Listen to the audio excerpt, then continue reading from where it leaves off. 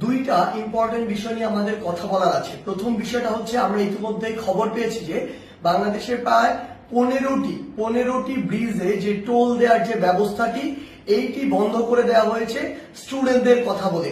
আমাদের জায়গা থেকে স্পষ্ট বার্তা, এটি রাষ্ট্রের একটি যে আয়, এই আয়ের একটি অংশ এই ব্রিজগুলোতে যে টোল দেওয়ার বিষয়টি। সো এই রাষ্ট্রকে যদি আমরা স্টেবল করতে চাই, আমার রাষ্ট্রের যে অর্থনৈতিক অবস্থা সেটিকে আগে স্টেবল করতে হবে।